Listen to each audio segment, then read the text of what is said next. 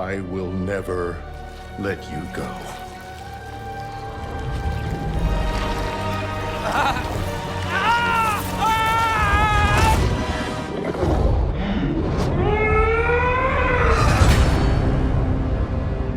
I began playing Spider-Man 2 with almost no knowledge of what the game was going to be about. I was excited for the release of Spider-Man 2. I did know Venom was a huge part of the game, but I went in with limited knowledge of what that character meant. Overall, I enjoyed my time with the game. I feel the first half was significantly stronger and more enjoyable than the second half, with the second half feeling to me like one big long boss fight. I absolutely loved the game's first 30 minutes. I was grinning ear to ear as Peter and Miles went from student and teacher in a high school classroom to student and teacher Spider-Man flying across the New York City skyline. I'm so getting fired.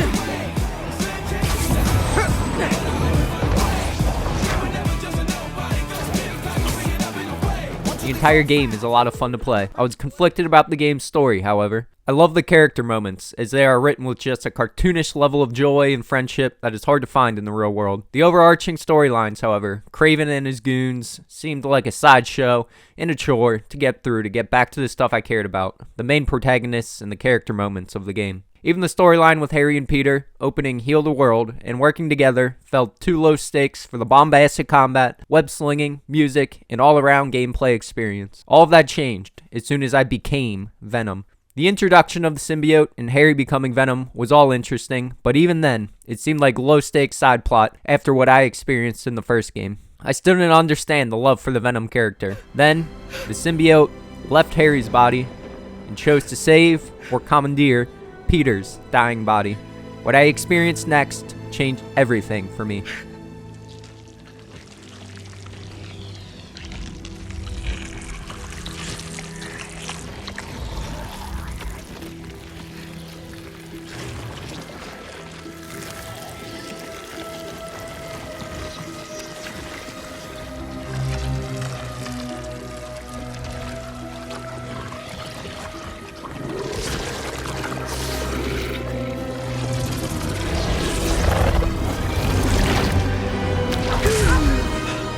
What happened? As soon as I played this scene in the game, I knew I needed to make another addiction in video to share my story of addiction further. I, for the first time, understood the symbiote was an allegory for addiction. I didn't go into this game expecting this to be a major theme of what this game was about, but as soon as this scene was experienced, I knew exactly what the story was going to be truly about from here on out. However, in the days that followed, I found myself fighting making this video. I even put the game down for almost a week because I didn't want to think about addiction at the time. Then, 3 additional things happened in the days that followed that gave me the needed push to continue on and actually make the video. First, a comment was made on one of my videos encouraging me to make additional content talking about my experience with addiction. While I knew they were right, it might be able to help some people, I remained hesitant to share more. I remain ashamed of my experience with addiction, and the comments on YouTube have never exactly been known to be an empathetic place. However, I recently looked at some of the top comments on my last addiction video and was reminded that the bad in the comments is in fact the vocal minority. Why should I silence my voice in fear of the minority when there are hundreds more who might be able to relate to my experience? Who am I to not share my story with those it might help in some small way? Secondly, a YouTube video was recommended to me by the YouTube algorithm that I happened to click on. I had seen the video before while I was still in the depths of my addiction, but this time I was seeing it for the first time as a sober person. You know, and the thing is, you can embarrass somebody to death. It's embarrassing to admit you're an alcoholic. It's embarrassing to wake up in your pee or someone else's pee. It doesn't really matter. It's embarrassing. As I was watching this video, I was struck by just how confidently Craig Ferguson owned his own story. I was mesmerized by his ability to put his fear aside and try to help a struggling person. Again, I thought, who am I to not pass along this kindness? Who am I to benefit from an addiction survivor and not pass along the bravery and hopefully wisdom gained through my own experience to someone else still suffering in their addiction battle? And finally, just last night, I had an experience I've never had in my 30 plus years of living. Around 9 p.m. at night, I had just gotten off work and was leaving a gas station. This gas station is known to have some rough clientele, whatever rough means. But after experiencing where addiction had brought me in just a 3-year period, I found my level of empathy has skyrocketed. There are very few places I am uncomfortable going these days. I now realize I am no better than anyone else, morally, financially, or mentally. If anything, I am simply more privileged, luckier, and surrounded by some amazing people who helped me survive and come out the other end in an okay place. As I was leaving the gas station, a woman who was clearly down on her luck stepped in front of my car and asked if I could give her a ride to the top of the hill. This gas station is at the bottom of a very steep 1 mile or so hill that runs into the main drag of the neighborhood. Even as a recovering addict who had a feeling she was possibly still in the grips of addiction at that very moment by the looks of her, I found myself not wanting to give this woman a ride. I found myself distrusting that she just wanted a ride to the top of the hill. I relented and let her into the car as I remembered how many people helped me out in some small way during my addiction. The entire ride, I was waiting for a clue that she wanted more than a simple ride up the hill. I was waiting for a request for money or a ride somewhere completely different than what we had agreed on. Along the ride,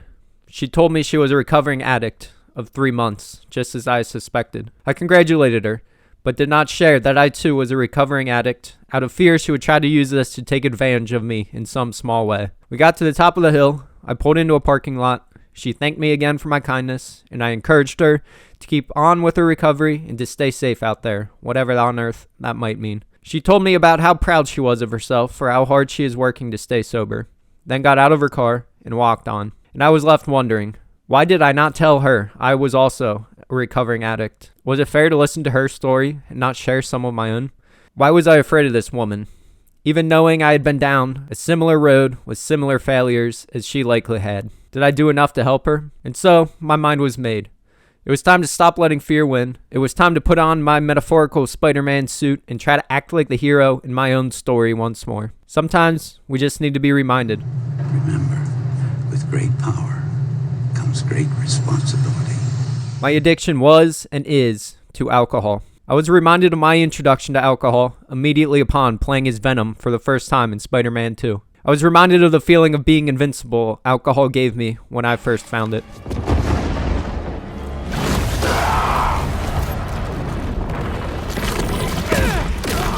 This feels good. Look out above!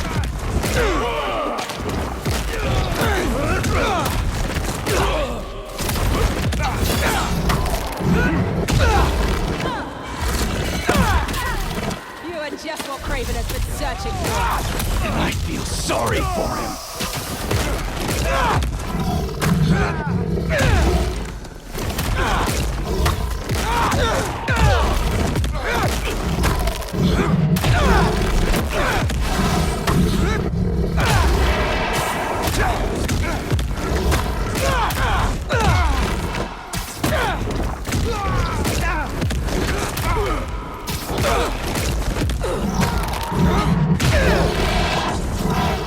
I'm a somewhat unusual case in the alcoholic community.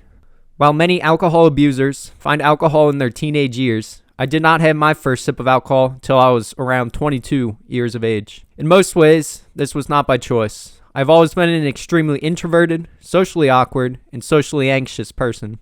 This has always made it difficult for me to make friends outside of my own family. Luckily, my siblings and I were as close as any siblings could be.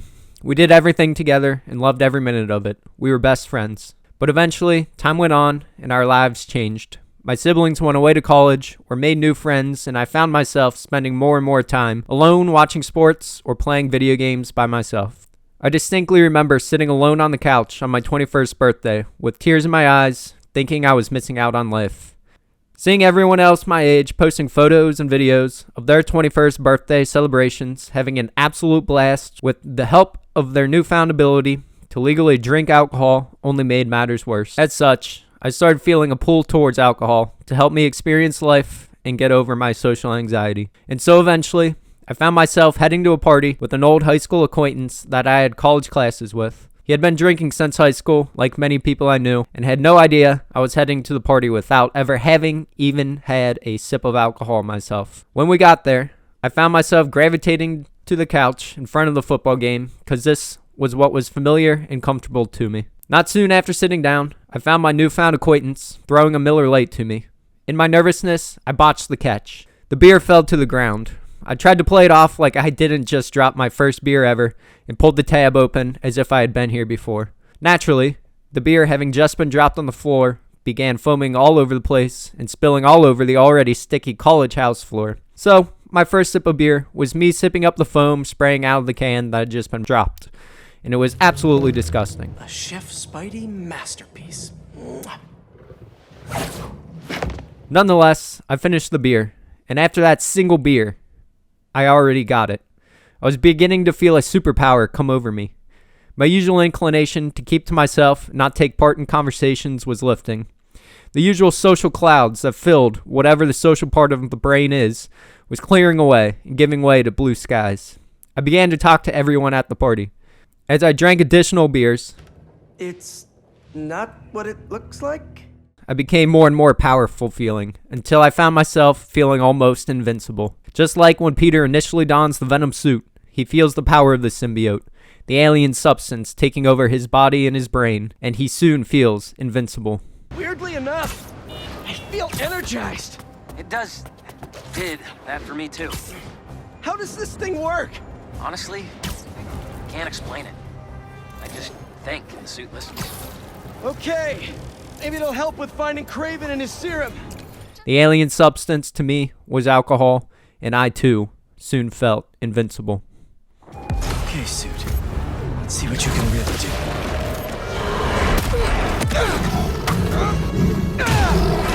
Harry did not tell me it felt like this.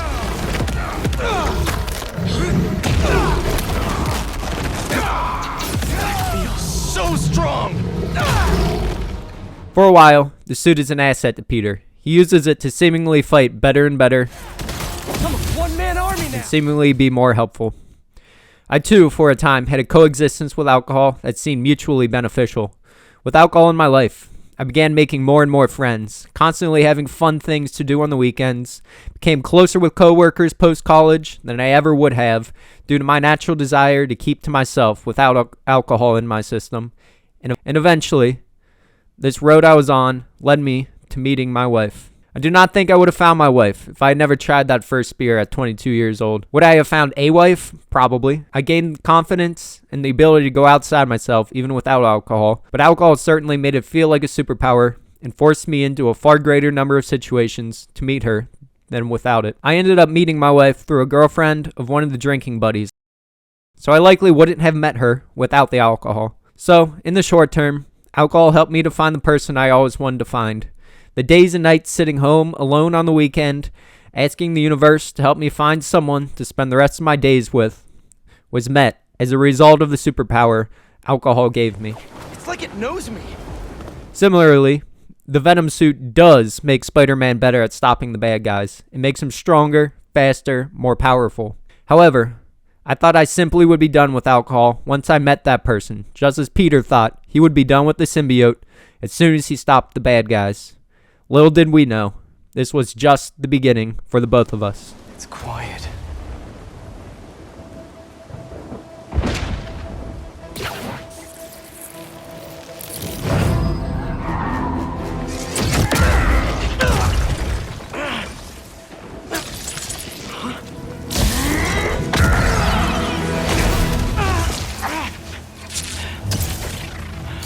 Okay, webs are back. It's you! I knew that was our meet cute back there. I knew it! Eventually, Peter needs the suit to feel he is powerful enough to defeat his enemies, despite the fact he has been stopping the bad guys for years at this point. He begins to be unable to fight without it. After my wife and I met, we were still in the young party age group. Without alcohol, as discussed, I am not into social events whatsoever. In fact, I hate them.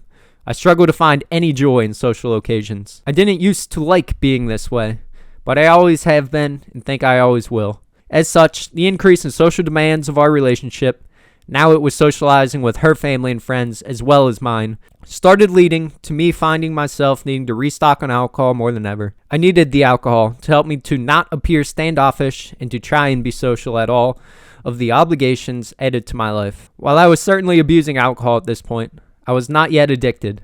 I even had a few years stretch after getting married where alcohol was a very minimal part of my life, and I certainly could still control it. Certain types of people can't drink. I'm one of them. Then, the best friend of a brother, the person I spent every waking moment with, and sleeping moment technically, since we shared a bedroom, suffered a traumatic injury, which we were unsure if he would walk away from. He did, by the way, thanks to the care of very smart doctors, the real superheroes. The event caused a rush of dopamine in the fight or flight response that I have never felt before or since in my brain. That dopamine rush was soon replaced by COVID-19 and months of me sitting on the couch with nothing to do. As such, I again found my way back to alcohol, which gave me a small rush of that dopamine back. I had found alcohol giving me another superpower, only this time there were no positive side effects, only negative side effects. Now, instead of being social and meeting new people, I was sitting in my basement or drinking at events where no one else was. I didn't want to worry Harry.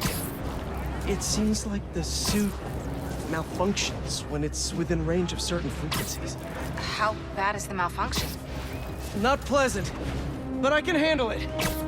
Well, I'm glad you're all right, but watch yourself out there too. Let me know how things go at the lab. Absolutely. Talk soon. At one point, my family had a movie night. No one there was drinking, but I had brought hard alcohol in a coffee mug, thinking nobody would notice. With alcohol now consuming my mind This is good. and altering my thinking, I thought none of them would notice. I got up to leave, and I found myself having to crawl up the steps to stop myself from falling over. Let's see if you have the strength to finish what you started. My family knew I was struggling with COVID and my brother's traumatic events, so they said nothing for a while. They simply didn't know what to do.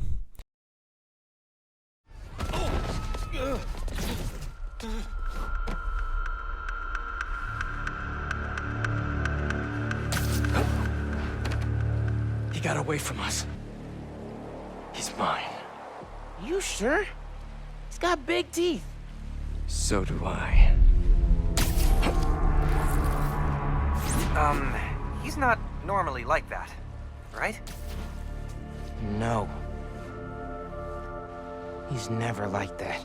In a similar way, the suit starts turning Peter into an anti-hero who is selfish, harsh, and careless to even those he loves most. He starts becoming resentful.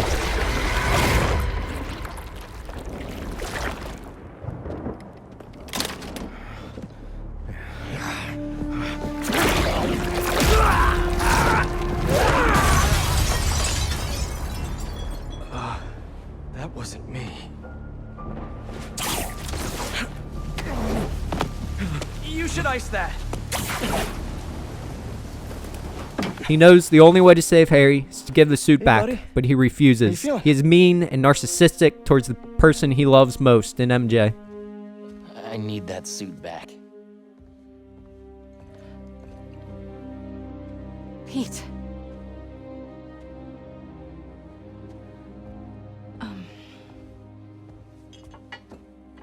What do you remember about last night? I just remember feeling tired. Pete. You're not yourself. That suit is changing you. This suit is the only reason I'm still alive. Yeah, it's pretty great, isn't it? Why don't you pop some more pills and say what you're really feeling? Hey, don't. I'm busting my ass out there trying to save you, and this is what I get? I said don't. I saw your story. I tried to tell you about that. Yeah, but you didn't, did you? I can't lose this job, Your Pete. job is to write the truth. I did. The truth is, I'm the hero here, not you.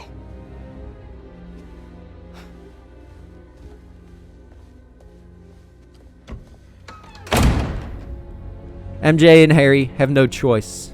They try anything to get Peter's attention, including bashing Spider-Man in the Daily Bugle. My wife and family also became desperate to get my attention. Eventually, my wife had no other choice but to kick me out of the house when she no longer could take living with my addiction any longer. At this point, Peter might see the flaws in his ways, but he can no longer fight the suit, and he becomes the suit.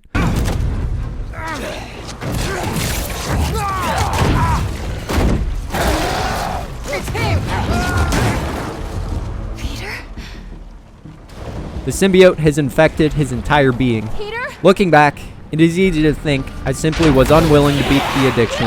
stop my addiction and negative thinking. However, addiction is a mind-altering disease that fights you every step of the way in your attempts to reaching recovery. However, through all the misery, Peter is able to hear the cries from those he loves, begging him to come back to them. I remember those cries from my wife and family more than I remember any of the misery addiction caused me. And they, in the end, are what saved me. I know you're still in there, Peter. You have to be.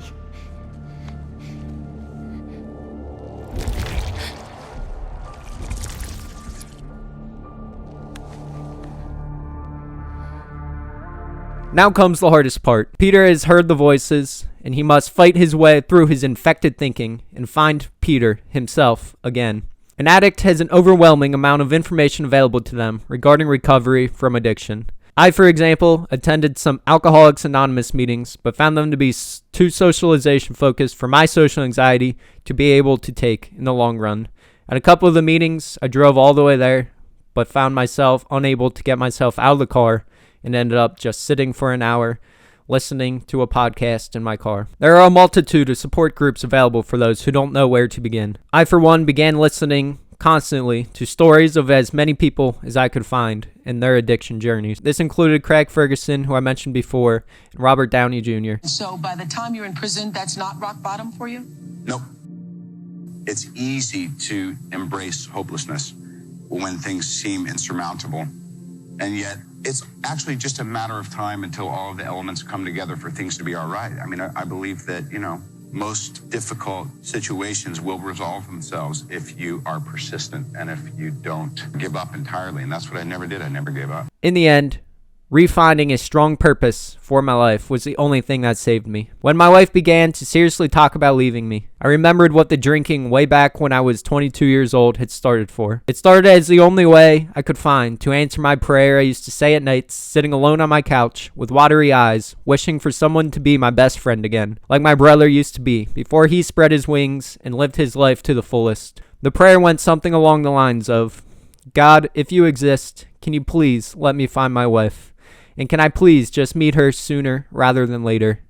Amen. A woman, too. For a few years after she became my wife, I lost my purpose because I had found that person I was looking for.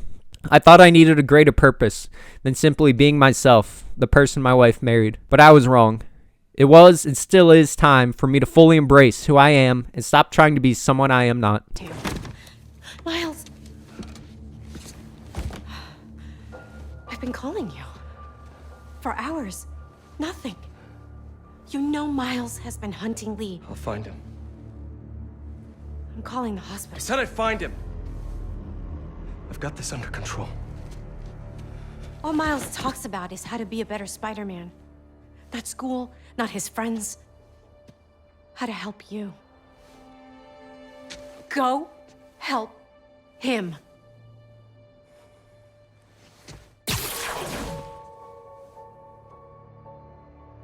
The real superpower I have gained following my battle with addiction is the ability to truly not care what anyone thinks of me. It is time I am unapologetically me.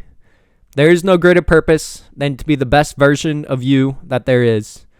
And you are not you in active addiction. You are the drug that has found and latched itself onto you, like the symbiote latched itself onto Peter. I can't let this go. I'm finally everything everyone needs me to be. Yeah, you don't even answer my calls anymore, man.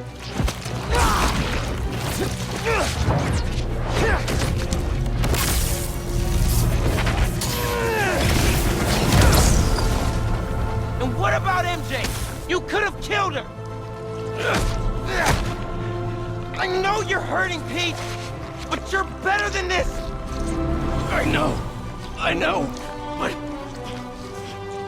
no.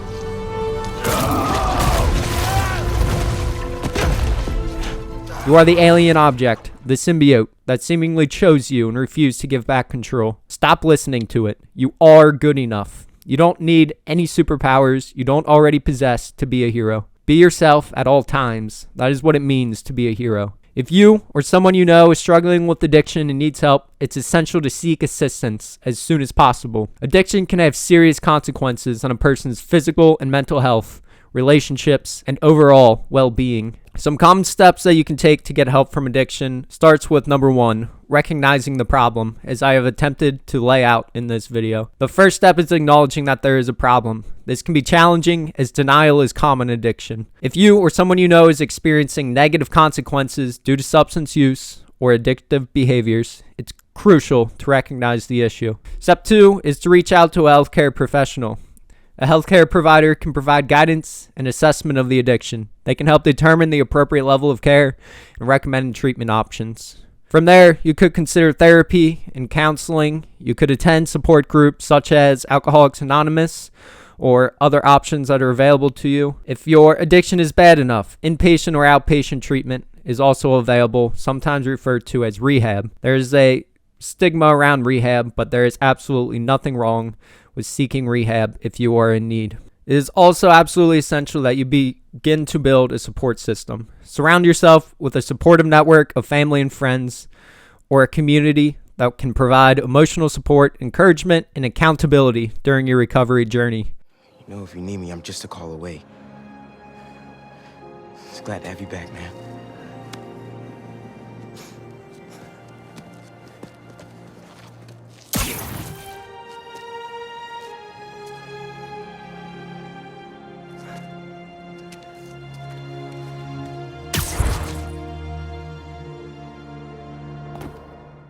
It is difficult to find sobriety and maintain sobriety all on your own.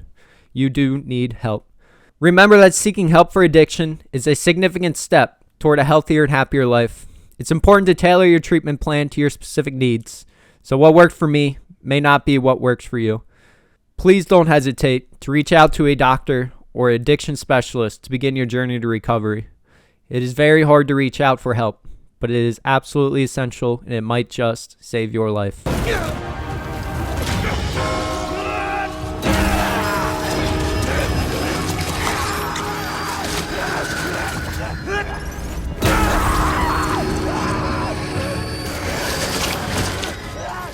Pete, come on, man. Just focus on me. Come on! We're stronger than this. You hear me?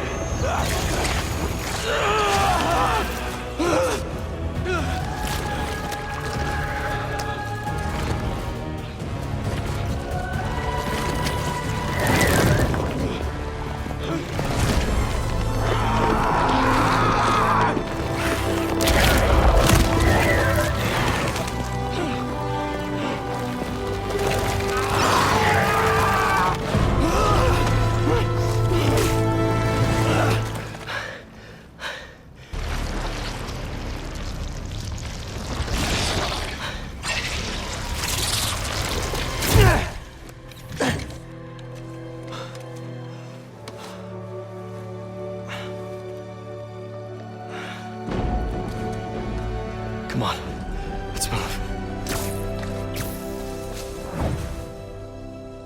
Once he is out of the suit, it is still not over for Peter. The symbiote tries to fight its way back to Peter. He must remain forever vigilant to not let the sickness claw back into his mind and body. Sobriety is an every minute of every day job. I must constantly be aware of addiction attempting to slip its way back into my mind.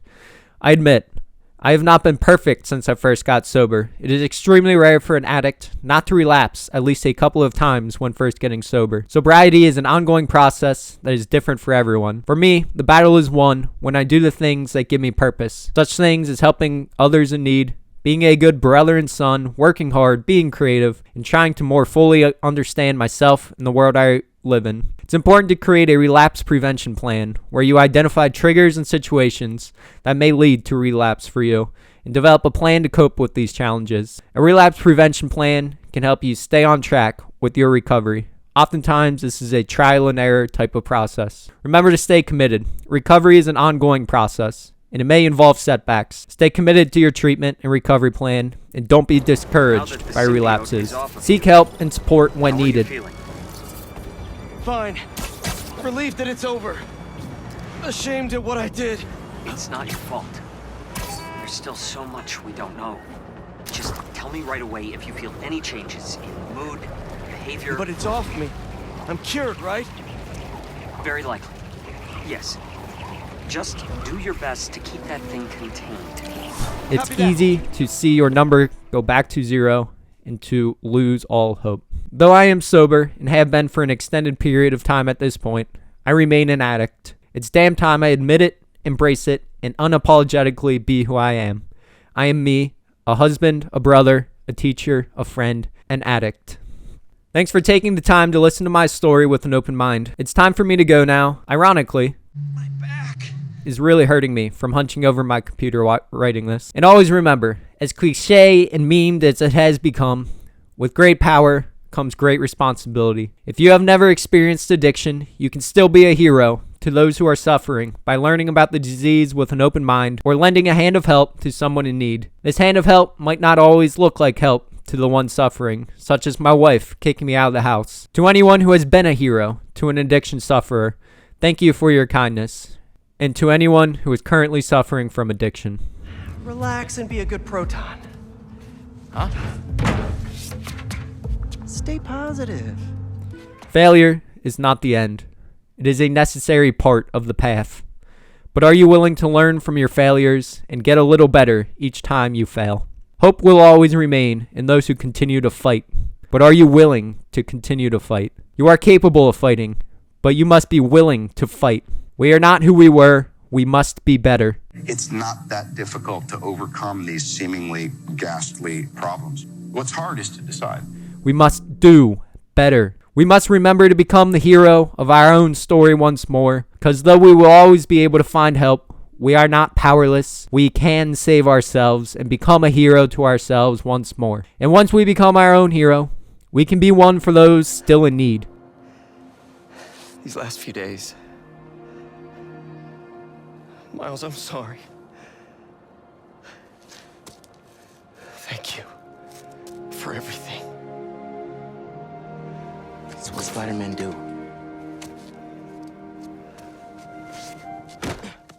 As ever, you are not alone.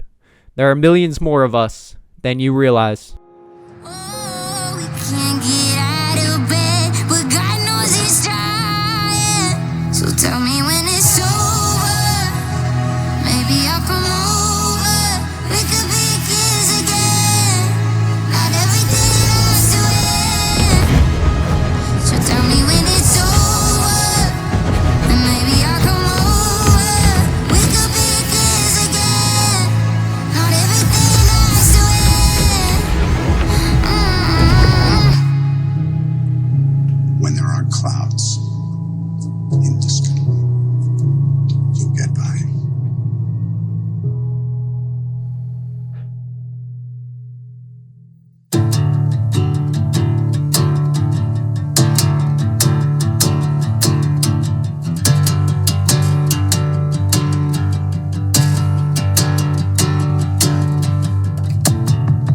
I'm a half-read story.